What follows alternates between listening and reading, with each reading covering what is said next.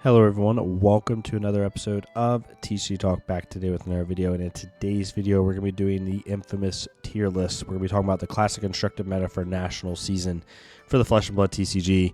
Kind of have some good discussion. I want to get your thoughts as well because I know they'll probably be a little bit different than mine. And I always enjoy talking about this. I love hearing people's strong opinions. We all love certain heroes in this game, very passionate about it. So tier lists are very fun in that aspect, especially with the amount of heroes that we have in the meta. But we'll get right into it. If you're new to the channel, welcome. Thank you so much for stopping by. Hopefully you enjoy your stay. If you're a long-standing supporter, thank you so much as always. Sorry I haven't made a video in like a week. If you see me cough off to the side, I apologize ahead of time. I had bronchitis all week. I'm on day 5 or 6 of it.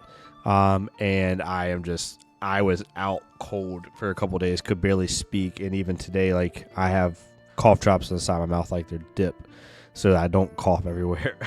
So if I cough off to the side, I apologize.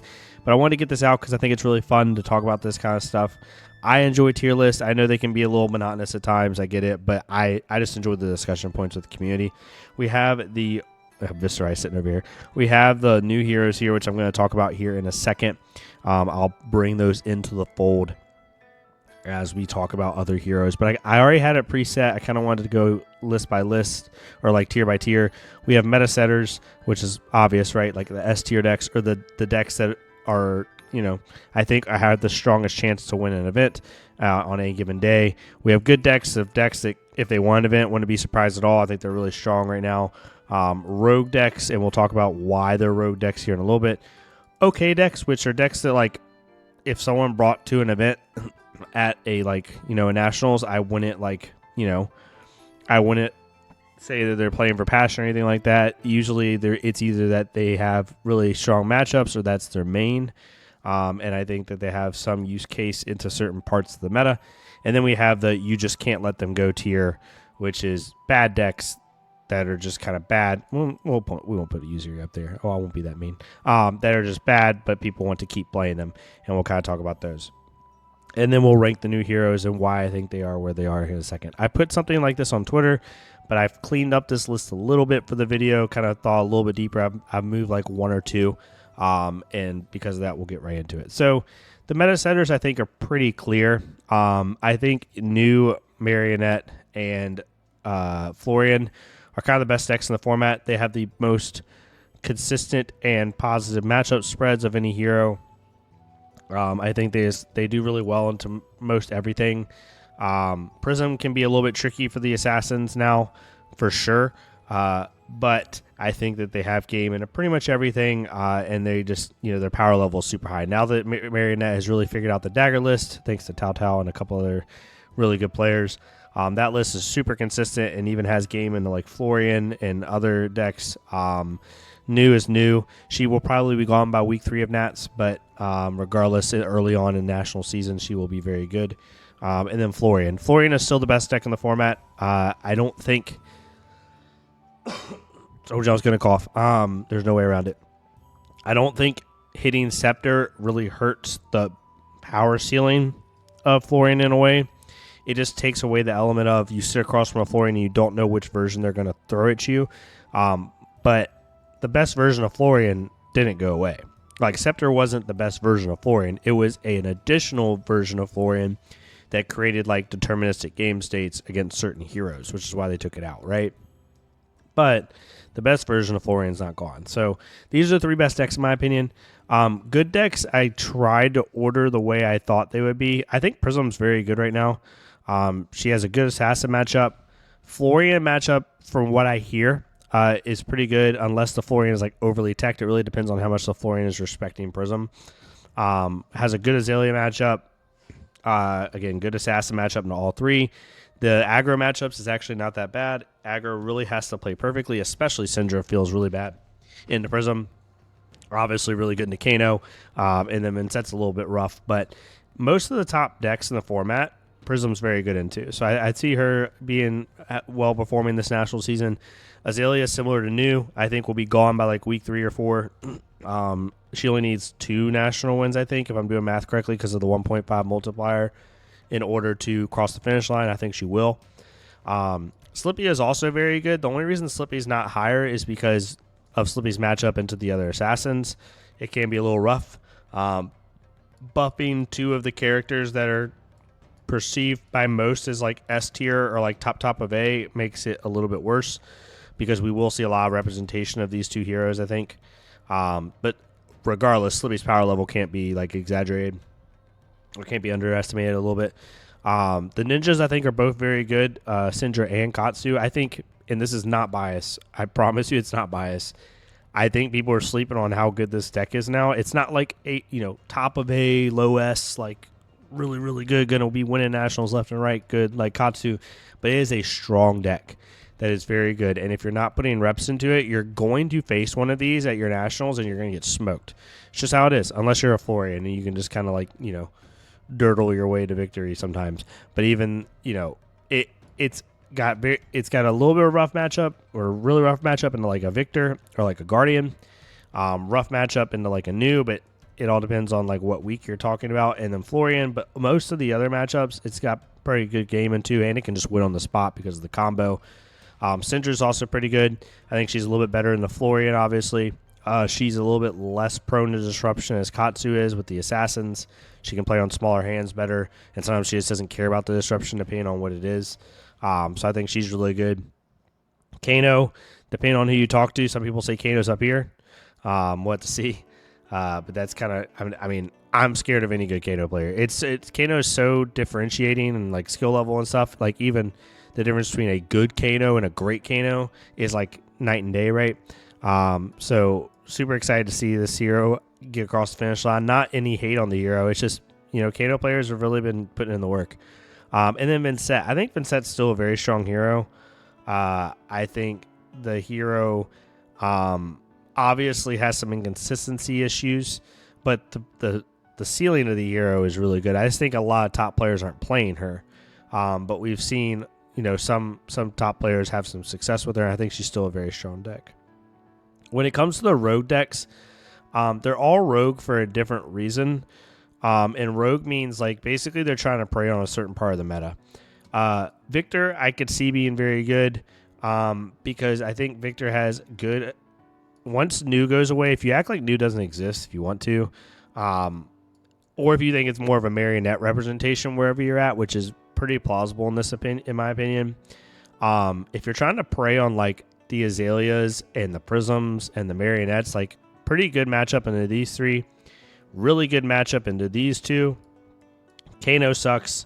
Vincent, very good matchup. So like your bad matchups are Kano, New, and Florian can be tough. You really have to do well with your gold and your clashes and stuff, and really get that value on those heavy visit Goldman Estate turns. But I think if you're really trying to target, if you think your meta is going to be like really aggro based because of the Katsu unbannings and maybe Azalea and stuff like that, and a little bit of Mario mixed in, I think you could do really well at a tournament.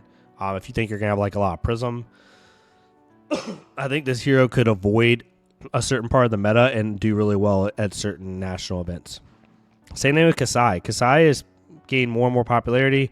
The Battle Hardened win, yes, Andrew is a freak of nature in terms of skill level, so I wouldn't, that's one event, take it with a grain of salt, but I do think the hero is in a decent spot now. The Fable's pretty good also for that hero. But I think that if you're trying to target the aggro side, you're trying to, maybe even prey on Gravy Bones, which we'll talk about here in a second, on where people think that deck is and where I think it is. She could make some waves at a couple events, I think. Acilio, if you can avoid Prism and play your assassin matchups to the best of your ability, this deck can just win. It's very similar to Azalea in terms of it will just hit the auto win button and do 30 plus damage, ending with like a 10 damage spell, and it doesn't care how much armor you have. Depending on how you do your equipment loadout, it'll just change its tactics up a little bit. I think this hero isn't very good, but is in the best place it's been. It can do very good into aggro if it sees its mind warps and can kind of race them down. It does very good into slow dirtily decks that give it time to set up. I think this deck is better than it gets credit for, and I think it's in the best position it's been in, to be honest with you. Fang is also very good. I think Fang it seems like every meta that, even though it hasn't been out that long, every like mini meta that Fang is a part of, it's getting slowly better and better and better. And I could see a Fang main just like really taking advantage, really like winning out these aggro matchups, racing them down. Sometimes similar to Syndra, it can sometimes just not even care about assassin disruption. It can, do a lot of different things, and I think that the power of the hero, if it sees the right cards and does the right things, I think is really good. And then Ira. Ira is very similar to Kasai, where Gravy representation, and we'll just talk about Gravy here first, I guess. Gravy, to me, I had Gravy down here, but I think that's being a little bit too content creator-ish, right? I think Gravy's just like an okay deck, but I'm hearing rumors from several circles that this deck is like up here. That's where people were putting it. Like up here, like top of A. Regardless of the hero's perspective power, I'm going to tell you right now, for the purpose of my tier list, I'm going to put it like right here. And these are not quite in order, but pretty close. I'm going to put it right here. But if you were expecting, like if US Nats, if players going into US Nats are expecting to see this deck as like top 3 or 4 most represented, which I don't even think is out of the realm of possibility, heroes like Ira and Kasai just farm, right? Like just farm, in my opinion. I could be wrong, but that's just my take. They do extremely well at cleaning up the allies while also pushing damage, and can out mid-range out Gravy very easily. They also can push like spike turns when they need to. I think these two, if you're expecting a ton of Gravy, could be very good because they both have decent matchups into like the top of the field. Probably both struggle in the Florian, but they both have pretty good assassin matchups. They both can combat aggro with the right disruption tools and just mid-range power. They both have pretty good Prism matchups. They both have pretty good Guardian matchups. And Kasai doesn't have a good Kano matchup, but Ira can with the right tech. So all that to say, on top of having a good Gravy matchup, I think could do really well from a rogue perspective, if that makes sense. As far as Gravy, I have Gravy right here. I have heard a lot of people say Gravy's like up here. And I hope they are right, because I love this hero. I literally have the hero built. I put it away. I cleaned today.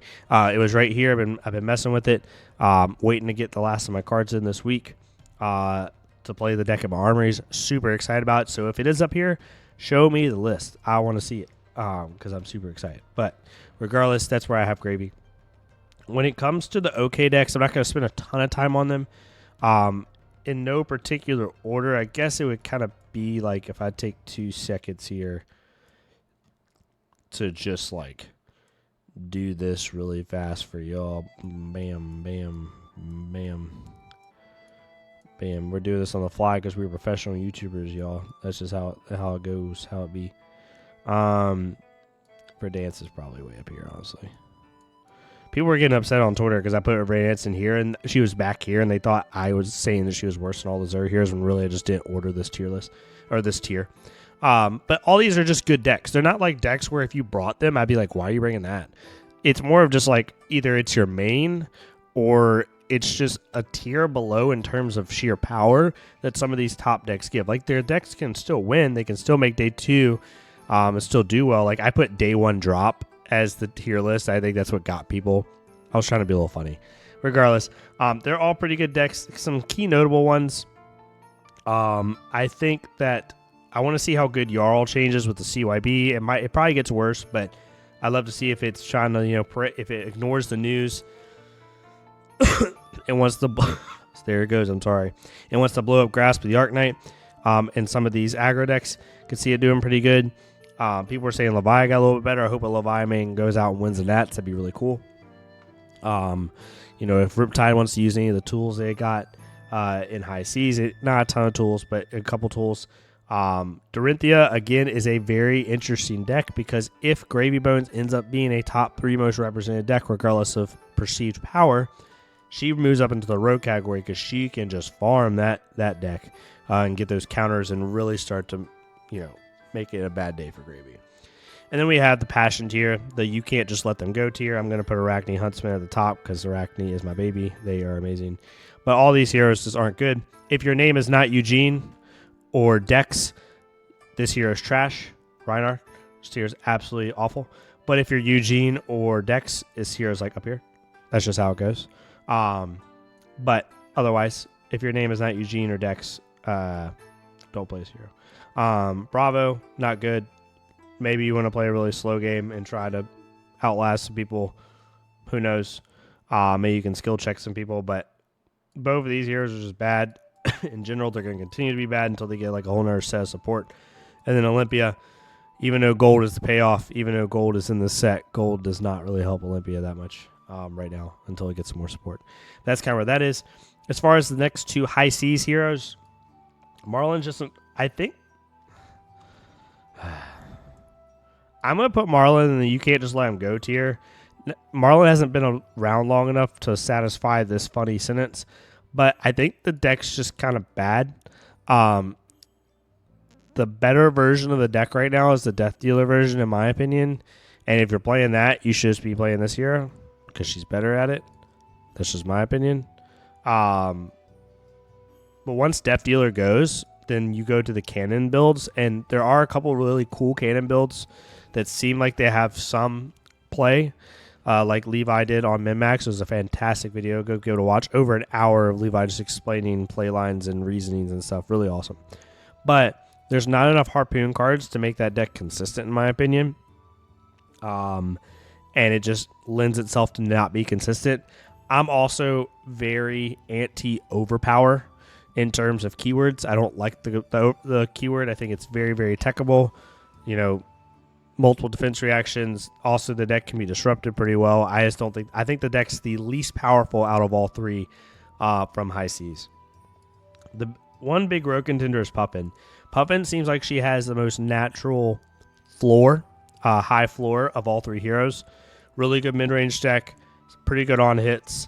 Does some really cool things with tapping and untapping the cogs. Very complicated hero, but it seems like just naturally, if you are a decent deck builder, it's already at a certain power level. And so it's in the rogue category because I think people see that, but I think someone's going to figure out like a really, really strong, consistent version of the deck, and it could move up to like up in here. But for right now, it's at rogue. So a little bit of update from my Twitter version of the tier list. Would love to get y'all's thoughts on it. Valda is not on here of note. I've played against like one tuned Valda list, and it's not even everything the Valda is going to have access to. So it feels kind of silly to put Valda on here. So that's why she's not there. But regardless, I'd love to get your thoughts. If you have something that you agree or disagree with, additional thoughts, I'd love to hear it. Again, Gravy's kind of the biggest question mark. So is Puffin. It's going to be really fun to see if somebody comes in US Nats and just kind of takes the event by storm with these new heroes. Be really, really cool. But yeah, thank y'all so much for listening. Try to power through this with a coffee and as little as possible. It has been a nightmare this week in terms of being sick, so I apologize for the lack of videos. But I will be watching US Nats this weekend with you all. Let me know what your thoughts are, what you're excited for. Love to hear it from you. If you like this type of content, please leave a like, comment, or subscribe. I know some people don't like tier lists. They say it's lazy content. I don't do it because it's easy or because it's views or any of that. I do it because it's fun to talk about this stuff. I like talking about the meta. It's interesting, especially on a new set release. So if you liked it, please leave a like, comment, subscribe. If not, go down to the creator worksheet. Go find another creator. Leave a like, comment, subscribe on their stuff.